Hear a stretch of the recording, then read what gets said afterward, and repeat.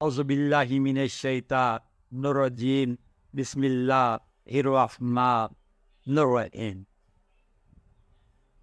میرے پیارے دوستوں، بھائیوں، ہم وطنوں و معزز ناظرین کرام، دوستوں بھائیوں، اللہ تبارک تعالیٰ کا ایک نام الوکیلو ہے۔ وہ الوکیلو کا مطلب کیا ہے کہ بڑا کار ساز۔ قرآن پاک میں وَلِلَّهِ الْمَشْرِقِ وَالْمَغْرِبِ لَا إِلَٰهَ إِلَّا هُوَ فَاتَّخِذُوهُ وَكِيلًا۔ مشرق اور مغرب تمام اللہ تبارک تعالیٰ کی ہے، جس کے سوا کوئی معبود نہیں ہے۔ فَاتَّخِذُوهُ وَكِيلًا کہ اے محبوب، آپ ان کو، اللہ تبارک تعالیٰ کو اپنا کار ساز بنائیں۔ میرے بھائیو دوستوں، میں بہت عاجزی کے ساتھ، بہت انکساری کے ساتھ، ایک حد کے اندر رہتے ہوئے میں کچھ عرض کرنے۔ ہمارا جو آج کا معاشرہ جا رہا ہے، یہ بھی کبھی دیکھا ہے یہ کس طرف جا رہا ہے۔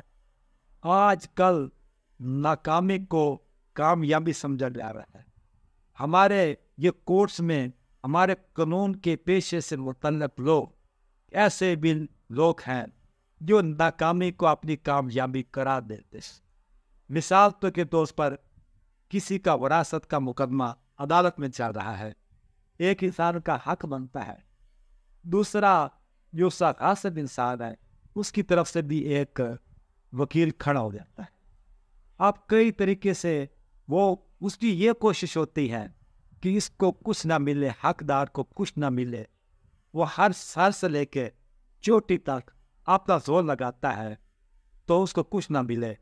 تو مثال کے طور پر اس مدعا لے جس نے غضب کیا حاکم، اس کے اگر کیس میں کامیابی ہو جاتی ہے تو اس کا وکیل اپنے موکل سے یہ کہتا ہے، کیونکہ میں کچہری میں رہتا ہوں، بھائی مبارک ہاں، مبارک ہاں، مبارک ہاں، مبارک ہو میں تیرا کیس جیت لیا۔ کس چیز کی مبارک؟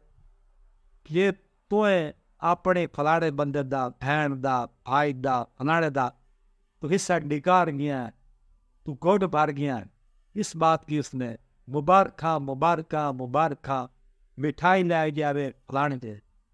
دوستو بھائیو، میں یہ سوال کرتا ہوں، کیا یہ کامیابی ہے یا ناکامی کی آپ لوگ مٹھائی مانگتے ہیں؟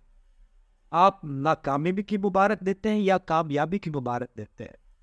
بات تو یہ ہے، چلو اس دنیا میں تو نہیں ملا تو ہم چلو کہتے ہیں کہ نہیں ملا، کیا اگلے جو جہان ہے، جہاں پر میدان حشر قائم ہونا ہے، جہاں پر انسان کے ہاتھ و پودے بھی گواہی دیتی ہے۔ قرآن پاک میں ارشاد باری تعالیٰ ہے، اليوم نختم علی افواہہم، اس دن کو ہم آپ کی زبانوں پر مہر لگا دیں گے، وتکلمنا ایدیہم، اور آپ کے ہاتھ باتیں کریں گے، ہم سے باتیں کریں، وتشہد ارجلہم، اور آپ کے پاؤں بھی گواہی دیں گے۔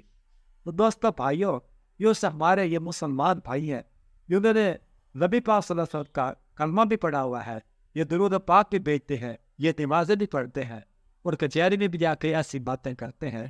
میں ان سے یہ ایک بڑی عاجزانہ سے یہ بات کرتا ہوں، آپ یہ بتائیں کہ کیا یہ آپ کا اگلے سال کو، اگلے جہان کو آپ کا حساب کتاب نہیں ہوتا کہ آپ نے اللہ تبارک تعالیٰ کو نہیں جواب دینا کہ آپ ایک باطل کے دست و بازو بنے رہے ہیں، حق کے آپ نہیں بنے رہے، آپ باطل کے دست و بازو بنے رہے۔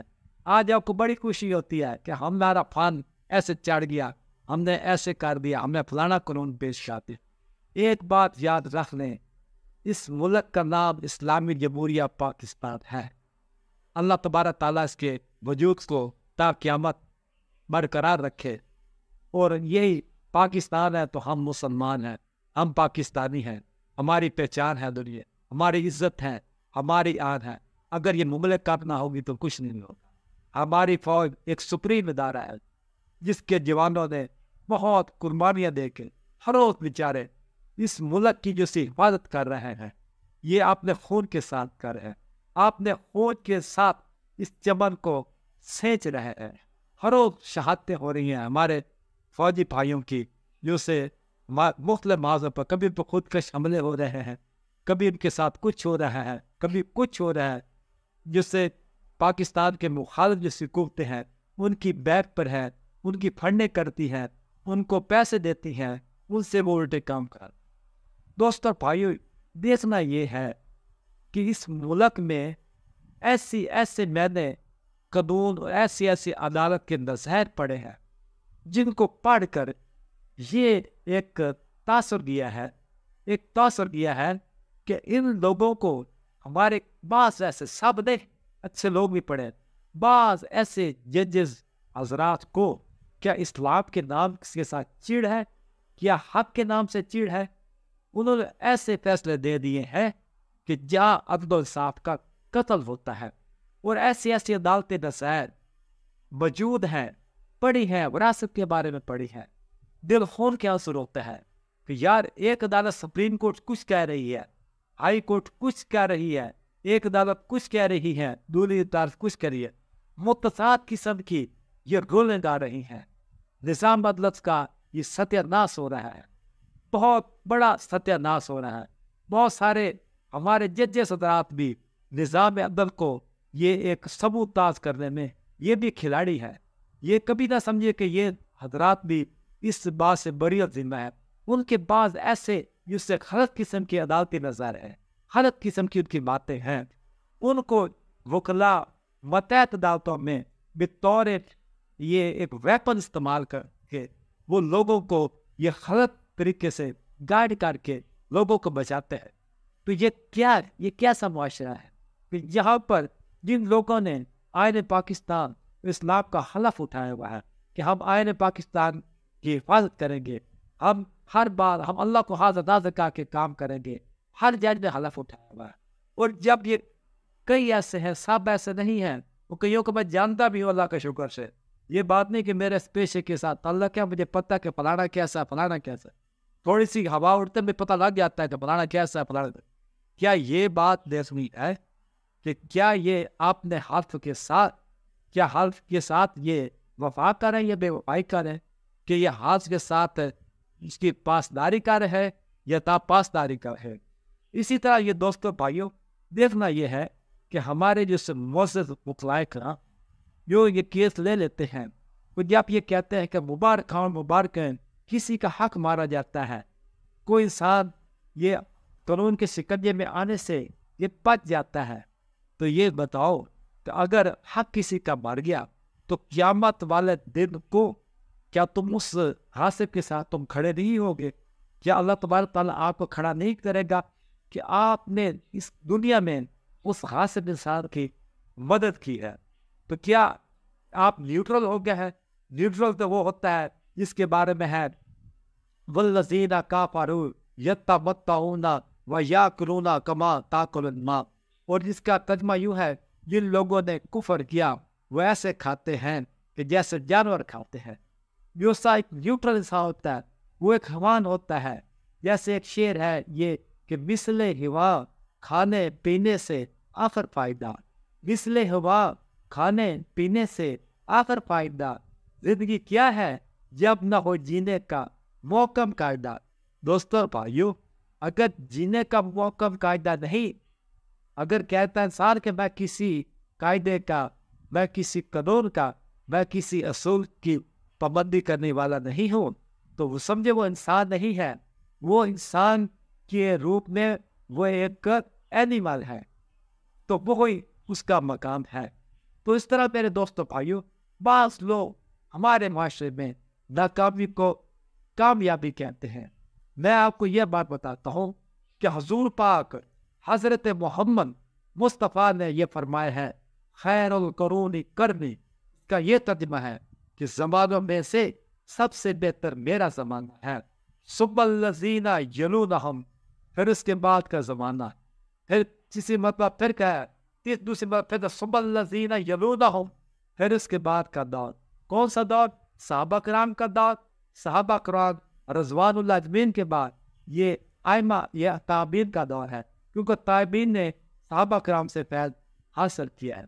میرے دوستوں بھائیوں، حضرت ابو بکر صدیق رضی اللہ تعالیٰ عنہ جب خلیفہ بنے، آپ نے خطبہ دیا۔